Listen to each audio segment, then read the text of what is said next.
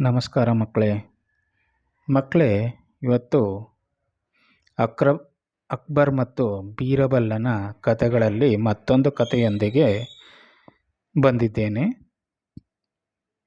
ಕಥೆಯ ಹೆಸರು 3 ಪ್ರಶ್ನೆಗಳು. ಒಮ್ಮೆ ಅಕ್ಬರ್ ಚಕ್ರವರ್ತಿ ಮನಸ್ಸಿನಲ್ಲಿ ಒಂದು ವಿಚಿತ್ರ ಆಲೋಚನೆ ಬರುತ್ತೆ.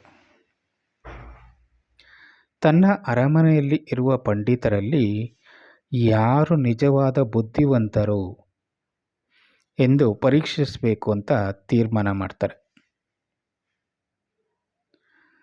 ಮರುದಿನ ರಾಜ್ಯಸಭೆಯಲ್ಲಿ ಎಲ್ಲರ ಸಮ್ಮುಖದಲ್ಲಿ ಅಕ್ಬರ್ ಹೇಳ್ತಾರೆ, ಇಂದು ನಾನು 3 ಪ್ರಶ್ನೆಗಳನ್ನು ನಿಮ್ಮೆಲ್ಲರಿಗೂ ಕೇಳ್ತೀನಿ. ಸರಿಯಾದ ಉತ್ತರವನ್ನು ಕೊಟ್ಟವರಿಗೆ ವಿಶೇಷ ಬಹುಮಾನ, ಹೀಗೆ ಘೋಷಣೆ ಮಾಡ್ತಾರೆ. ಅಕ್ಬರನು ಯಾವ ಪ್ರಶ್ನೆಗಳನ್ನು ಕೇಳಬಹುದು ಎಂಬ ಕುತೂಹಲದಲ್ಲಿ ಸಭಿಕರು ಇರ್ತಾರೆ. ಆಗ ಅಕ್ಬರನು ಮೊದಲನೆಯ ಪ್ರಶ್ನೆಯನ್ನು ಕೇಳ್ತಾನೆ. ಆಕಾಶದಲ್ಲಿ ಎಷ್ಟು ನಕ್ಷತ್ರಗಳಿವೆ? ಈ ಪ್ರಶ್ನೆಗೆ ಪಂಡಿತರೆಲ್ಲ ತಲೆ ಕೆರ್ಕೊಂಡು ಉತ್ತರವನ್ನು ಸಿಗದೆ ಕೂತ್ಕೊಂಡಿರ್ತಾರೆ. ಆಗ ಬೀರಬಲ್ಲ ಎದ್ದು ನಿಂತು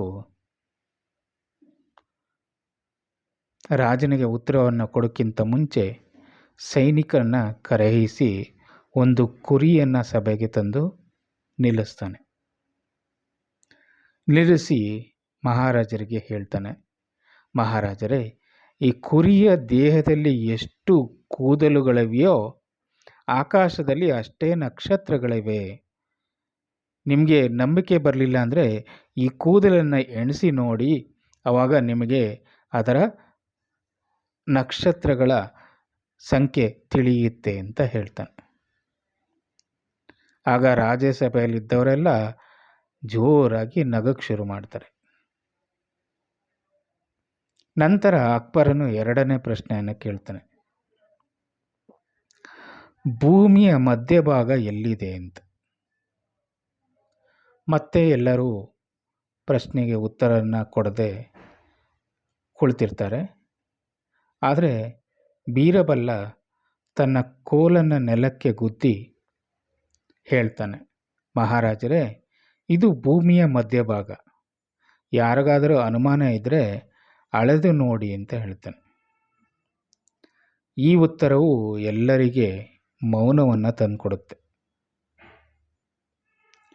ನಂತರ ಅಕ್ಬರನು 3ನೇ ಪ್ರಶ್ನೆಯನ್ನು ಕೇಳ್ತಾನೆ, ಈ ಲೋಕದಲ್ಲಿ ಗಂಡಸರು ಹೆಚ್ಚ ಹೆಂಗಸರು ಹೆಚ್ಚ ಅಂತ. ಆಗ ಬೀರಬಲ್ಲನು ಕ್ಷಣಕಾಲ ಯೋಚಿಸಿ ಹೇಳ್ತಾನೆ, ಮಹಾರಾಜರೇ, ಇದನ್ನು ನಿಖರವಾಗಿ ಹೇಳುವುದು ಕಷ್ಟ. ಏಕೆಂದರೆ ಕೆಲವರು ತಮ್ಮ ಸ್ವಂತ ನಿರ್ಧಾರವಿಲ್ಲದೆ ಯಾವಾಗಲೂ ಇತರರ ಮಾತಿನಂತೆ ನಡೆಯುತ್ತಾರೆ. ಅವರನ್ನು ಗಂಡಸರಲ್ಲೋ ಸೇರಿಸಬೇಕೋ ಅಥವಾ ಹೆಂಗಸರಲ್ಲಿ ಸೇರಿಸಬೇಕೋ ಅದನ್ನು ತಿಳಿಯಲು ಕಷ್ಟವಾಗಿದೆ ಅಂತ ಹೇಳ್ತಾನೆ. ಈ ಮಾತನ್ನು ಕೇಳಿದಂಥ ಅಕ್ಬರನಿಗೆ ಬಹಳ ಸಂತೋಷ ಆಗುತ್ತೆ.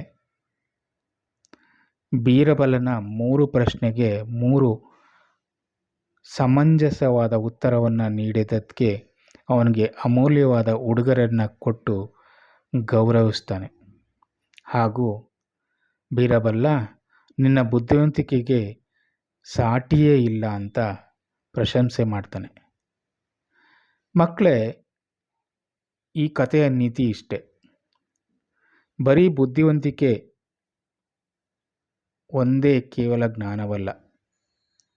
ಸಮಯೋಚಿತವಾಗಿ ಯೋಚಿಸಿ ಉತ್ತರ ಕೊಡುವುದು ಚಾತುರ್ಯವೇ ಆಗಿದೆ. ಅದೇ ನಿಜವಾದ ಬುದ್ಧಿವಂತಿಕೆ. ಅಂದರೆ ನೀವು ಯಾವ ಸಂದರ್ಭದಲ್ಲಿ ಎಲ್ಲಿದ್ದೀರಾ ಅದಕ್ಕೆ ತಕ್ಕದಾಗಿ ನೀವು ಉತ್ತರವನ್ನು ಕೊಟ್ಟಾಗ ಅದು ಪ್ರಶಂಸೆಗೆ ಒಳಗಾಗುತ್ತೆ. ಮಕ್ಕಳೇ, ಇದನ್ನು ಯಾವತ್ತೂ ಮರೆಯಬೇಡಿ.